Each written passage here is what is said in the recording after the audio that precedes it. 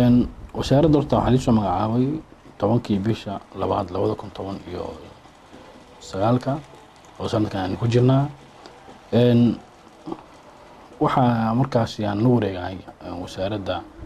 ilaa 15 bishaas oo aan muddo aad u kooban gudaha kula wareegay oo wasiirka markaas joogay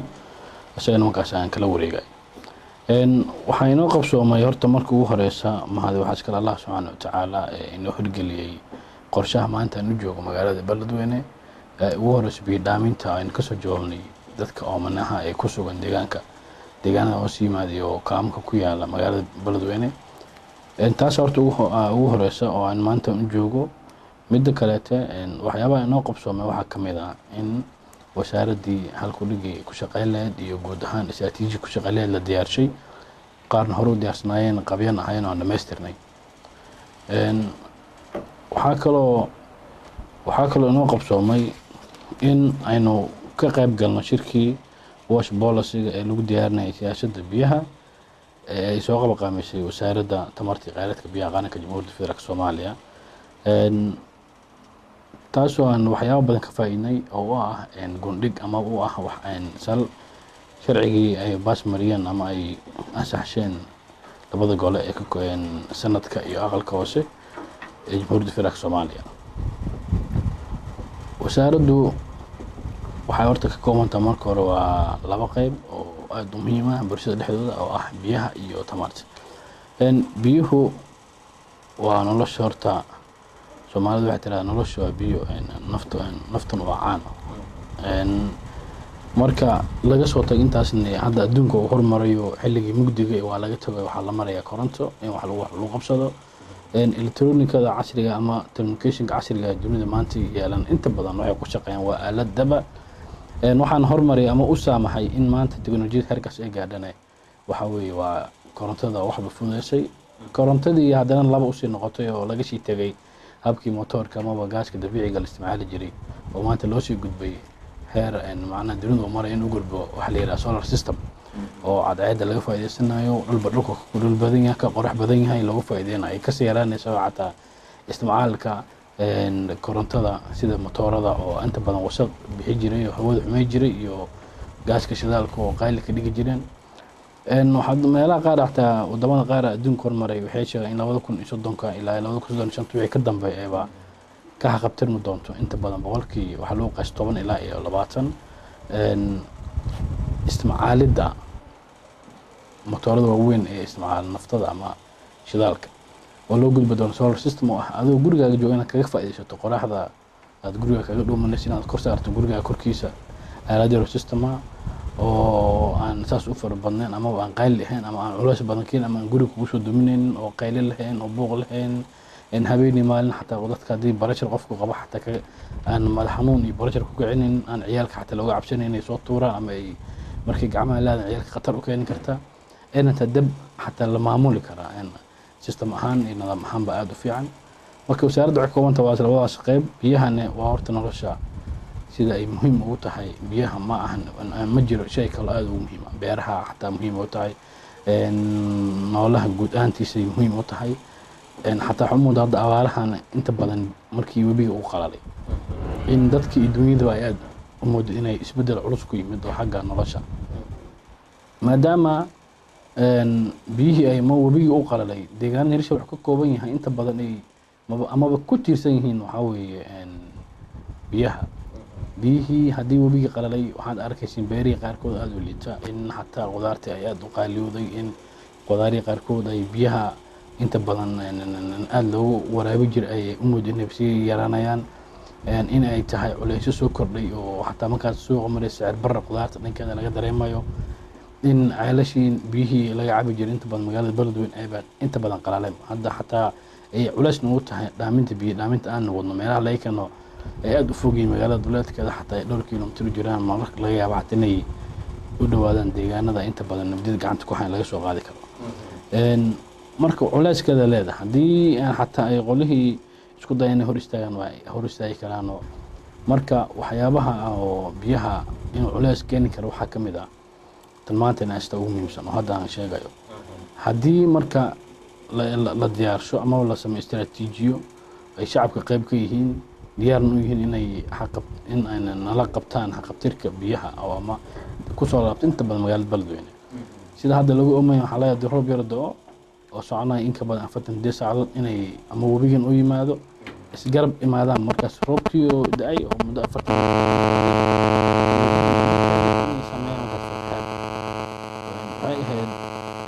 xilligan hadda ku jirno kale sanadkii 2018 fatahaad aad u culus dhacday musiibadeed leh dad baa ku harqamay ayagoo gaadiidka qaar saarno buundooyinka soo gudubsa dhahaya dad baa guriyihii xataa ugu galay xaaska masaskii baa dad qaarkood suntoodii ilaa hadda xataa curyaamo kun oo la il daran dhaawacyada u geysteen yacni sidee marka looga hortagi karaa biyaridan soo laabata iyo musiibada mar walba markii biyihiiba waxay qoyaan la helaba ay musiibadan kala gaarka imaanaysa marka waxa u baahan maalmo maaha in aan anagu adduunku gacan taagana waxay tahay in shacabku ayaguna isku tashtaan oo qayb ka noqdaan hadda maamulku waxbay ka dhiseen 9 bilood ka badan baa waxa loo soo joogay magaalada Jowhar dhibaato badan baa loo soo maray magaaladan Beledweyne muddo 5 sano ka hor nabadiidka gacanta ku hayay bulshadu sida ay maanta amniga ugu shaqeynayaan yaa lagu jooga haddii bulshadu la shaqeynayaan xataa weeraa maamulka maanta meesha ka jira lama jooga lagamana shaqeeyeen culayskada lahaan leedo haddii meesha meel iska foodaa lagu kala guuro ama furin bay yaalid magaalada Beledweyne maanta saan ganacsiga weyn oo ummadda ay baaxad intaan leey ku fadhiso lama fadhiyaan lagumana nasteen lagumana seexdeen marka midda ka maqan oo yar oo aan ka codsanayno waxay tahay ka wasaaradda ahaan inaad nala dadaashaan nala qabataan waxyaabaha ugu horeeya oo bixinta dadka aan maanta biyo dhaaminta wadno in la helo biyo nadiif ah sida aad adinka hadda isku wacyigelisaan diyaarna u tihiin waxaan mar labaad markaan rabaa kaga faa'iideysto inaan u mahadceliyo raadiyo Beledweyne oo ah haqabtiraha inta badan la shaqeeya sida gaarka ama wacyigelinta markii biyaha ay webiga aad u yareeyay nadaafadna nala shaqeeyo inta badan dadka wacyigelisay aad u baraarujiyay waan kaga mahadcelinaynaa maxaa yeelay haddaana marka idaacadahu qayb waxay ka dhilaan hadda inta badan media door muhiim ah adduunyada casriga maanta ku nool maxaa yeelay wax walba waxay noqotay in through the media la isku marsiyo oo mediahu kuma koobna kaliya waxyaabaha social mediaha ay dadku markaasi teknolojiyada jeebka wataan waxa ugu muhiimsan waxay tahay idaacadaha iyo TV-da inay dadku ka arkaan ka daawadaan baaqa wasaqda meesha taala qofkii ka hor ee cabaya sidoo ku noqdo xanuunka ma ku dhintay ma ku nool yahay in dadku laga baraarujiyo wasaqda biyaha yaa horta ayadan si aad ugu mahadcelinaya maadaama ay wax badan ka qabteen arrinta noocaas ah waxyaabaha idinkugu muhiimsan ee aad intii xafiiskan joogtay aad is leedahay wasaaradda tamarta iyo biyaha maamulka Hirshabelle way ku guuleysatay horta استراتيجية عن دكسني أنت عن هذا الجوجنا الشغلات ذولي الناس عطا وحن أد أقول لسني كجواب دقيقة أون كهذا ما أنت جرا بدامتها وحن كلون كقول لسني أيضا نفتيات أو مال هذا تاريخية أو أن كيف إذا سني بيرد جرتا ما أنت بيها دون كستحلات كمارسو أو أي قيب نقلان تغيير سي وسارة تمرتي قالت كبيا قرنكا maalintaas meelaha qaarkood ama deegaanada qaarkood haday u dabaaldegayeen inay maanta biyaha adduunka tahay ama dunida qaarkood loo dabaaldegay Hirshabelle uma ahayn maanta biyaha adduunka waxa uu aad maalinta biyarada Hirshabelle waxa ku soo aanay marxalad aad u liita deegaanka markaas ku qaban oo caasimada waxa ka aaday xilligii la dabaaldegay biyaha iyo biyarada Hirshabelle aad u liita magaalada Beledweyne qayb ka ah oo markaas ayadana ay ka socdeen qeeldaan aad u culus ay in badan maamulka iyo dhalinyarada reer Hiiraan gaar ahaan Beledweyne aad markaas ugu jawaabay intaan anagu jawaabta iyo la tacaalida biyaha geesmada biyaha ama wadaafurka barnaamijkaas biyaha inta aynu wadnay waan kaga mahadcelinayaa maxaa yeelay waxay aad ugu markaas waxa qabtireen hadii xataa un dadaali lahayn waxa la in markaas imaan lahaa culeysyo aad u fara badan oo ilaa iyo dhimasho inta ka badan dhimasho sabab karta idaacadihii iyo dhalinyarada iyo maamulka magaalada dhamaan waxay markaas u istaageen inay si degdeg ah oo qurux badan oo miisaaniyada leen ugu jawaabaan dadka lagu badbaadi karo oo ugu horreeyay inay biyaha u sameeyeen inay ka digeen nadaafad xumada soo wajihi karta biyaha markuu inta ka sii tuubiga la sii cabo iyo waxyaabaha la midka marka wasaaradda waxyaabaha qabsoomay shaqooyinkaas ayaa kamid ah waxaa xataa weli qorshooyinka noogu jira oo aan rabno inaan insha Allah tacaala waqtidan soo food kale aynu ka jawaabno ama aynu sameeyno ay tahay in xataa hadii lacal ma karo fatahaad uu sameyn karo webiga fatahaado in laga hortagi karo xataa in naftiga loogu faa'iideyn karo bulshada iyo meelaha qaarkood aynu gaarsiin karno ama aynu markaas tirada ku darno inaan u sameyno ceelal macnaha hadda la sheegay inay qodan yihiin diyaarsan yihiin laakiin dayactir culus u baahan oo qaybka ay magaalada Beledweyne si ay biyo nadiif u helaan marba wax uun u yaraadaan haddaan 100% la gaari karin xataa ay wax uun 5% ilaa 10 u qabsoonto oo ah magaalada laga hirgeliyo nidaamkaas magaalada u dhow ama deegaanka u dhow ama tuulooyinka u dhow ee dadka liita oo biyo la'aan soo wajihi kartaa ee danyarta ay ku nool u gaarsiin karaan xataa loo helin ama safar dheer loo galay sida hadda biidhaaminta hadda wadno safar dheer loo galay meel ka dhow in loo helo si ay u yaraato markii 4 saac 5 saac qaadanayso in dadkii la ogeeyo wax ka yar hal saac inay sugaan dadkii wax ka yar hal saac in biyo lagu dhaamin karo xataa wax ka yar hal saac oo la helo ceel awoodo inuu biyaha sida uu xoogan u fiican u dhaamin karo haamaha uu shubi karo laakiin tayadiisa iyo nadaafadiisa la hubo ma qofka in biyo dhanaana wax nooc la siiyo hadda xilli kuleel lagu jiraa ama biyo qaraar la siiyo xataa aan xoolaha cabi karin oo markay afka gashan ka tahay binaadam ama sii karo si laga gudbo marka biyeerida soo laabata iyo xaaladda biyo yaraan ee webiga Shabeelle iyo si lagaga tallaabo marka in deegaano fog oo ama magaalooyinka ka fog ee dadku biyo ay ka doontaan si laga gudbata ka wasaarad ahaan maxay tahay tallaabadii kaga qorshaysanayay kaga aadan masiibo ku jirta qorshaha in dadkan loo sameeyo ceelal riig ah ay kaga maarmi karaan deegaanada fog ee biyaha ka doonayaan iyo marka sidaan oo kale ay dhacdo xaalad biyo xumi ama kulaylo u yimaadaan ee dadku biyo nadiif u cabaan ay kaga maarmaan cabista biyaha webiga Shabeelle qorshaha midii ku jirta ka wasaarad ahaan arrinta qorshaha shaqooyinka noogu soo horeeyaan rabnaa ka joobnay ka mid tahay oo sida aan hadda sheegay qayb ka tahay in la helo ugu yaraan xataa ceel noqodin xataa la helo ceelal la dayactir karo mar un la isku dayay in la qoday laakiin xataa la gaari waayay amaba ay culeysyo xaalado markaas jira ay sababeen lagu hakiyay inaan dayactirno la sii tacaano si dadaalno haddii biyo nadiif yahay macaan yihiin la isku kan dadkii dunida labadaba la gaarsiin karo si ay u noqoto wax ay quutaan ama ay cabaan dadkii iyo xoolihii dadka inta badan ogsoonaya reer Shabeelle xoolo dhaqato badan dadka ugu yaraan haddii ay xoolihii intooda ka soo tageen waxa yar ilmaha loo listaa mar walba kama soo tagaan in intaas xataa xilliyadan kuma ka gaadho si loo noolaadaan ilmihii ay caano u helaan oo ay ilmihiina lagu koriyo loo nacabsiyo in la helo marka horeeta ay ka mid tahay shaqooyinka qaban waxa intaas marka ka sii horeeyba guud ahaanba in la soo helo positionada ku yaalaan ceelashaas ma amniba ma la tagi karaa dad noocay dadka intee waaye ma dad markii xaaladda noocan ay soo gaadho biyaha noocaas qalala ama ceelkaas u yareeyo dadka ay ka soo qaxayaana ma dad meel dadku sii deganaa karaan oo magaalada afkeeda oo biyo gurmadka gaari karaa marba meelba meesha ka liidato in ayadoo laga fiirinayo loona jawaabo loona howlgalo sida ugu quruxda badan ugu dhaqsiyaha badan aan kaga jawaabno waxay tahay in aynu markaas helno goobaha ku habboon ceelasha marka in dadku meesha laga qodayo muhiimadda ay tahay horta meel dadku biri ay ka soo qeexi karaan meel oonkeeda loo baahan yahay in la oonbaxsho oo oonbad ma ka jiro ayadoo meelaha laga fiirinayo yaa la qodi karaa oo la dayactiri karaa deegaanada noocaas oo biri markii xaalad degdeg dhacda xataa ugu yaraan lagu gurman karo dhowrka deegaan amaba degmooyinka qaarkood oo magaalooyinka degmooyinka qaarkood ku yaal gobolka Hiiraan oo faca waaweyn qaarkood ma la ceel riigiga waxaanu jecelnahay inaan marka aynu xataa diyaarino istiraatiijiyo ku aadan in ceel la qodi karo oo biyahooda la hubiyay oo deegaanada ku yaalan la hubiyay oo biri dadka ka cabi kara ay ka badan yihiin amaba ay la eg yihiin dadka markii hore deegaankaas joogay oo ka soo qaxay oo hadda magaalada afafkeeda hore deegaan oo maanta qoyti ku ah in loo celiso deegaanadooda loona sameeyo ceel loona dhiibo dadka deegaanka markaas ugu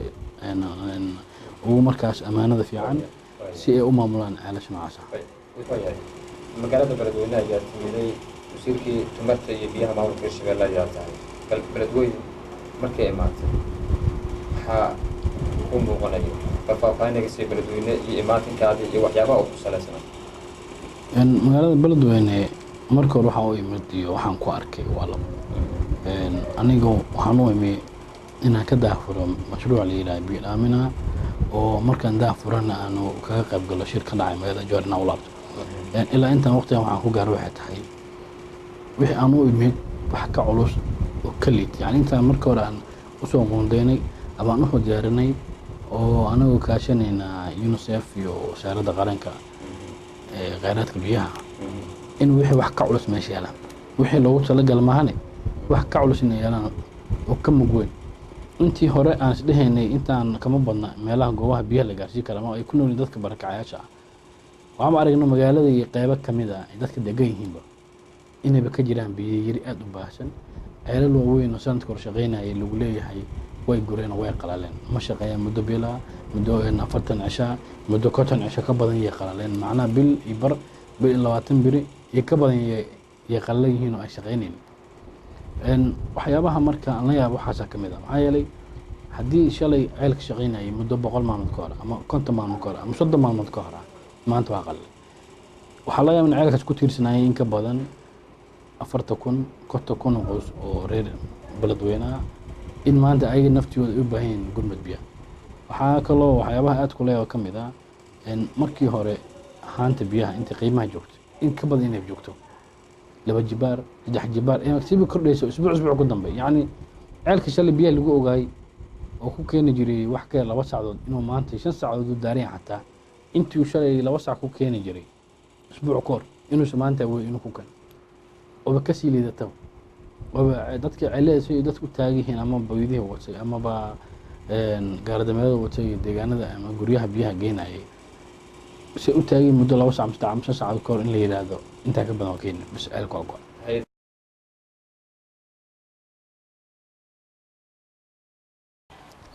wasaaradda horta waxaa lisoo magacaabay 10kii bisha 2 2019 oo sanadkan aan ku jirnaa. waxaa markaas aan la wareegay wasaaradda ilaa 15 bishaas oo aan muddo aad u kooban gudaha kula wareegay oo wasiirka markaas joogay asagana markaas aan kala wareegay. waxaa inoo qabsoomay horta markii ugu horeysa mahad waxaa iskala Allah subhanahu wa ta'ala inoo hirgeliyay qorshaha maanta aanu joogo magaalada Beledweyne ugu horeysa biyo dhaaminta aan ka soo joognay dadka oomanaha ee ku sugan deegaanada oo siimaday oo kaamka ku yaala magaalada Beledweyne. taas horta ugu horeysa oo aan maanta u joogo. midda kale waxyaabaha inoo qabsoomay waxaa kamid ah in wasaaradii halku dhigi ku shaqeeyay iyo guud ahaan istiraatiiji ku shaqeeyay la diyaarshay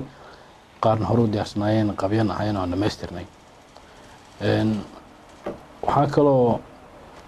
kaloo inoo qabsoomay in aynu ka qayb galno shirkii wash policy ee lagu diyaarinayay siyaasadda biyaha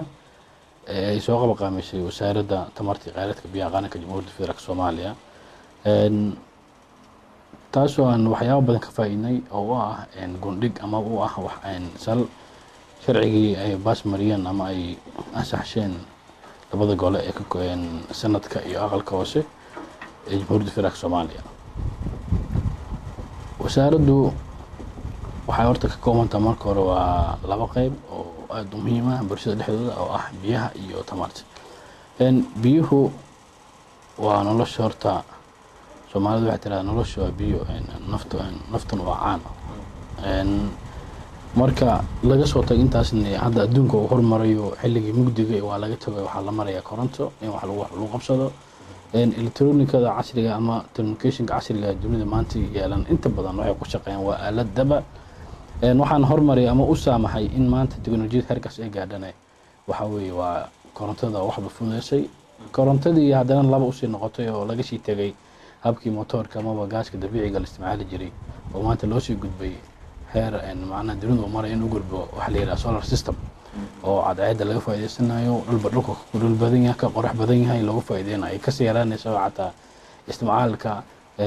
korontada sida motorada oo inta badan wasaq bixi jiray oo hawada xumay jiray iyo gaaska shidaalka oo qaali ka dhigi jireen. waxaa meelaha qaar xataa wadamada qaar adduunka hormaray waxay sheegeen in 2030 ilaa 2035 wixii ka dambeeyay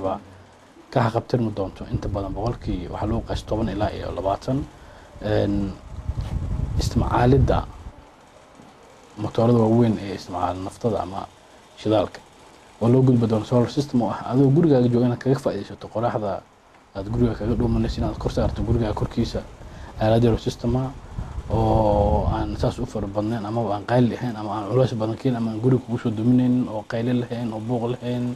in habeenii maalin xataa dadka haddii barashar qofku qabo xataa aan madax xanuun iyo barashar ku kicinin aan ciyaalka xataa looga cabsanayn inay soo tuuraan ama ay markii gacmaha laada ciyaalka khatar u keeni kartaa inta dab xataa la maamuli karaa system ahaan iyo nidaam ahaanba aad u fiican marka wasaaradda waxay koobanta waa labadaas qayb biyahana waa horta nolosha sida ay muhiim ugu tahay biyaha ma ahan ma jiro shay kale aad ugu muhiim beeraha xataa muhiim u tahay noolaha guud ahaantiisa muhiim u tahay xataa xumuud hadda abaarahana inta badan markii webiga uu qalalay in dadkii dunyada ay aad u moodo inay isbedel culus ku yimid oo xagga nolosha maadaama biyihii ay webigii u qalalay deegaanada hirshabeelle wuxuu ka kooban yahay inta badan ay amaba ku tiirsan yihiin waxaa weeye biyaha biyihii haddii webigii qalalay waxaad arkaysiin beerihii qaarkood aada u liita in xataa qudaartii ay aada u qaaliyooday in qudaarihii qaarkood ay biyaha inta badan aada loogu waraabi jira ay u moodo inay sii yaraanayaan in ay tahay culeysyo soo kordhay oo xataa markaas suuqa maraysa sicir barra qudaarta dhankeeda laga dareemayo in ceelashii biyihii laga cabi jiray inta badan magaalada beledweyne ay inta badan qalaaleen hadda xataa ay culeysna u tahay dhaaminta biyo dhaaminta aan wadno meelaha laga keeno ay aada u fogyiin magaalada duleedkeeda xataa ay dhowr kilomitir jiraan marka laga yaabo xataa inay u dhawaadaan deegaanada inta badan nabdiyada gacanta ku hayn laga soo qaadi karo marka culeyskeeda leedahay haddii xataa ay qolihii isku daya inay hor istaagaan waa hor istaagi karaanoo marka waxyaabaha oo biyaha inuu culeys keeni karo waxaa ka mid ah tilmaanta inay asta ugu muhiimsan oo hadda aan sheegayo haddii marka la diyaarsho ama la sameeyo istaraatiijiyo ay shacabka qayb ka yihiin diyaarna u yihiin in ay nala qabtaan xaqabtirka biyaha oo ama kusoo laabto inta badan magaalada beledweyne sida hadda lagu oomaya waxaa laga yaabaa roob yar da'o oo soconaya in ka badan 48 saacadood inay ama webigan u yimaado isgarab imaadaan markaas roobkii oo da'ay oo muddo 40 sameeyaan waxay ahayd xilliga hadda ku jirnoo kale sanadkii hore 2018 fatahaad aad u culus dhacday musiibadeed leh dad baa ku xarqamay ayagoo gaadiid qaar saarna boondooyinka soo gudubso dhahaya dad baa guriyihii xataa ugu galay xaaska masaskii baa dad qaarkood suntoodii ilaa hadda xataa curyaamo kun la il daran dhaawacyada u geysteen yani sidee marka laga hortagi karaa biyaridan soo laabata iyo musiibada mar walba markii biyihiiba waxay qoyaan laheedaba ay musiibadan kala gaarka imaanaysa marka waxa u baahan maalin walba maaha in aan anagu adduunku gacan taagana waxay tahay in shacabku ayaguna isku tashtaan oo qayb ka noqdaan hadda maamulku waxbay ka dhiseen 9 bilood ka badan baa waxaa loo soo joogay magaalada Jowhar dhibaato badan baa loo soo maray magaaladan beledweyne muddo 5 sano ka hor nabadiidka gacanta ku hayay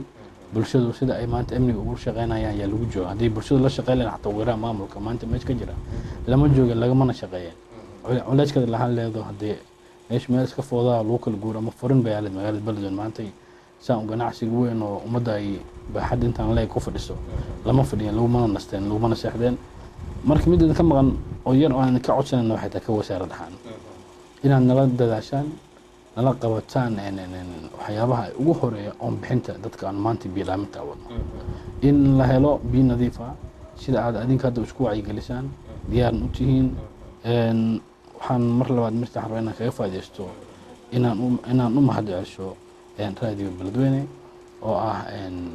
haqabtiraha inta badan nala shaqeeya sida gaarka ama wacyigelinta markii biyaha ay webiga aad u yareeyay nadaafadna nala shaqeeyo inta badan dadka wacyigelishay aad u baraarujiyey waan kaga mahad celinaynaa maxaa yeelay haddaana marka idaacadahu qayb waxay ka dhilaan hadda inta badan media door muhiim ah adduunyada casriga maanta ku nool maxaa yeelay wax walba waxay noqotay in through the media la isku marsiyo oo mediahu kuma koobna kaliya waxyaabaha social mediaha ay dadku markaasi teknolojiyada jeeb ku wataan waxa ugu muhiimsan waxay tahay idaacadaha iyo tvda inay dadku ka arkaan ka daawadaan baaqa wasaqda meesha taala qofkii kaa hore ee cabaya sidoo ku noqdo xanuunka ma ku dhintay ma ku nool yahay in dadku laga baraarujiyo wasaqda biyaha yaa horta ayadan si aad ugu mahad celinaya maadaama ay wax badan ka qabteen arrinta noocaas ah waxyaabaha idinkugu muhiimsan ee aad intii xafiiskan joogtay waxaa is leedahay wasaaradda tamarta iyo biyaha maamulka hirshabeelle oo ay ku guulaysatay hay horta istaraatiijiyada aan degsanay inta aan hadda joogno ee shaqadeed weli noo socotaa waxaan aad ugu guuleysanay ka jawaabida degdega oonka hadda maanta jira bidhaaminta waxaan kaloon ku guuleysanay ayada naftigeeda oo maalin aad u taariikhiya oo aan kaga faa'iideysanay biyarada jirta maalintii biyaha adduunka 16 maarso oo ay qayb nagalana taageerisay wasaaradda tamarta iyo kheyraadka biyaha qaranka maalintaas meelaha qaarkood ama deegaanada qaarkood hadday u dabaaldegayeen inay maalinta biyaha adduunka tahay ama dunida qaarkood loo dabaaldegay Hirshabelle uma ahayn maalinta biyaha adduunka waxa uu ahayd maalinta biyarada Hirshabelle waxaan kusoo aadnay marxalad aad u liita deegaanka markaas ku qaban oo ay caasimadda waxaa ka aaday xilligii la dabaaldegay biyaha iyo biyaradeen Hirshabelle aad u liita magaalada Beledweyne qayb ka ahayd oo markaas ayadana ay ka socdeen qeeldaan aad u culus ay in badan maamulka iyo dhalinyarada reer Hiiraan gaar ahaan Beledweyne aad markaas ugu jawaabay intaan anagu jawaabta iyo la tacaalida biyaha geesmada biyaha ama wadaafurka barnaamijkaas biyaha inta aynu wadnay waan kaga mahadcelinayaa maxaa yeelay waxay aad ugu markaas waxa qabtireen haddii xataa un dadaali lahayn waxa laga in markaas imaan lahaa culeysyo aad u fara badan oo waxay ilaa iyo dhimasho intaan ka badan dhimasho sababi karta idaacadihii iyo dhalinyarada iyo maamulka magaalada dhammaan waxay markaas u istaageen inay si degdeg ah oo qurux badan oo miisaaniyada ugu jawaabaan dadka lagu badbaadi karo oo ugu horreysay inay biidhaami u sameeyeen inay ka digeen nadaafad xumada soo wajihi karta biyaha markuu intaa kasii tuubiga la sii cabo iyo waxyaabaha la midka marka wasaaradda waxyaabaha qabsoomay shaqooyinkaas ayaa ka mid ah waxaa xataa weli qorshooyinka noogu jira oo aan rabno inaan insha Allah tacaala waqtiyadan soo food kale aynu ka jawaabno ama aynu sameyno ay tahay in xataa haddii lacala ma karo fatahaad oo sameey karo biga fatahaado in laga hortagi karo xataa naftigeeda lagu faa'iideeyo karo bulshada meelaha qaarkood aynu gaarsiin karno ama aynu markaas tirada ku darno inaan u sameyno ceelal macnaha hadda la sheegay inay qodayihiin diyaarsan yihiin laakiin dayactir culus u baahan oo qaybka ay magaalada Beledweyne si ay biyo nadiif u helaan marba wax uun u yaraada haddaan 100% la gaari karna xataa ay wax uun 5% ilaa 10 u qabsoonto oo ah magaalooyinka magaalada laga hirgeliyo nidaamkaas magaalada u dhow ama deegaanka u dhow ama tuulooyin ku dhow ee dadka liita oo biyo la'aan soo wajihi kartaa ee danyarta ay ku nool u gaarsiin karaan xataa loo helin ama safar dheer loo galay sida hadda biidhaaminta hadda wadno safar dheer loo galay meel ka dhow in loo helo si ay u yaraato markii 4 saac 5 saac qaadanayso in dadkii loo geeyo wax ka yar hal saac inay sugaan dadkii wax ka yar hal saac in biyo lagu dhaamin karo xataa wax ka yar hal saac oo la helo ceel awoodo inuu biyaha sida ugu xoogan ugu fiican u dhaamin karo haamaha ugu shubi karo laakiin tayadiisa iyo nadaafadiisa la qubo ma qofka in biyo dhanaana kul wax nooc la siiyo hadda xilli kuleel lagu jiraa ama biyo qaraar la siiyo xataa aan xoolaha cabi karno markay afka gashan ka tahay binaadana ma sii karno si laga gudbo marka biyeerida soo laabata iyo xaaladda biyo yaraan ee webiga Shabeelle iyo si lagaga tallaabo marka in deegaano fog oo ama magaalooyinka ka fog ee dadku biyo ay ka doontaan si laga gudbata ka wasaarad ahaan maxay tahay tallaabadii kaga qorsheysanayay kaga aadan mas'uuliyad ku jirta qorshaha in dadkan loo sameeyo ceelal riig ah ay kaga maarmi karaan deegaanada fog ee biyaha ka doonayaan iyo marka sidaan oo kale ay dhacdo xaalad biyo xumi ama kulayluhu yimaadaan ay dadku biyo nadiif u cabaan ay kaga maarmaan cabista biyaha webiga Shabeelle qorshaha midii ku jirta ka wasaarad ahaan arrintan qorshaha shaqooyinka noogu soo horeeyaan rabnaa ka joobnay ka mid tahay oo sida aan hadda sheegay qayb ka tahay in la helo ugu yaraan xataa ceel noqodin xataa la helo ceelal dayactir karo mar un la isku dayay in la qoday laakiin xataa la gaari waayay amaba ay culeysyo xaalado markaas jira ay sababeen lagu hakiyay inaan dayactirno la sii tacaano si dadaalno haddii biis nadiif yahay macaan yihiin la isku kan dadkii dunida labadaba la gaarsiin karo si ay u noqoto wax ay quutaan ama ay cabaan dadkii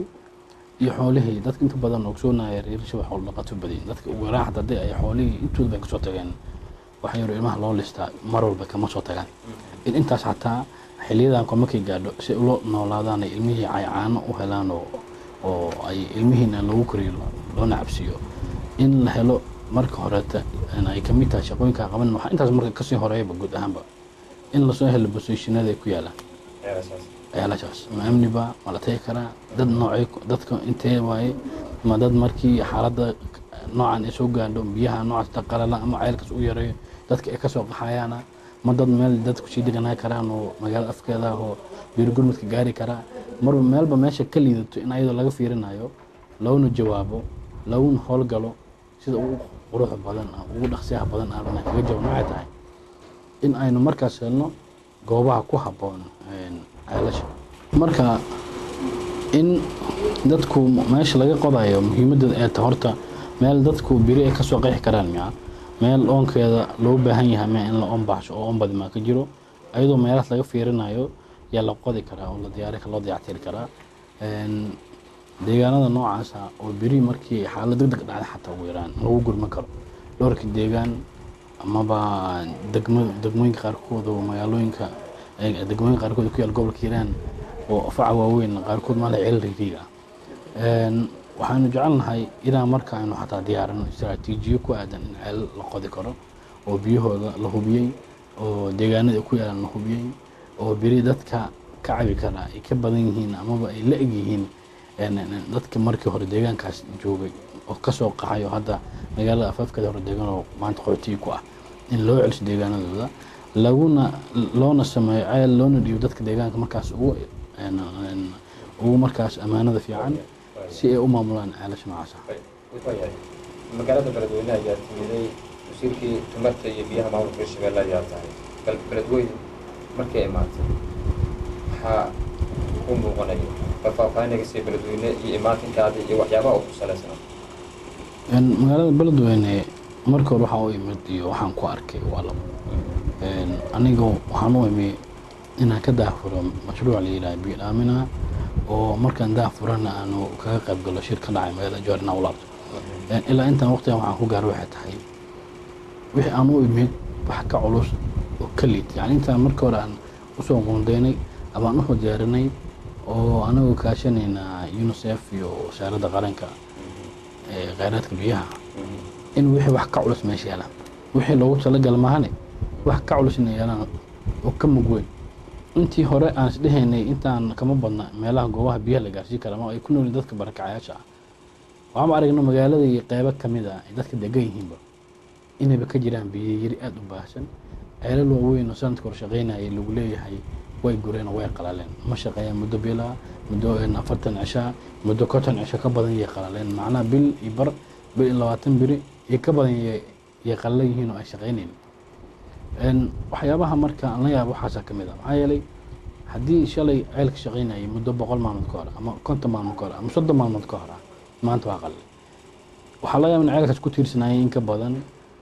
40,000 50,000 qoys oo reer beledweynaha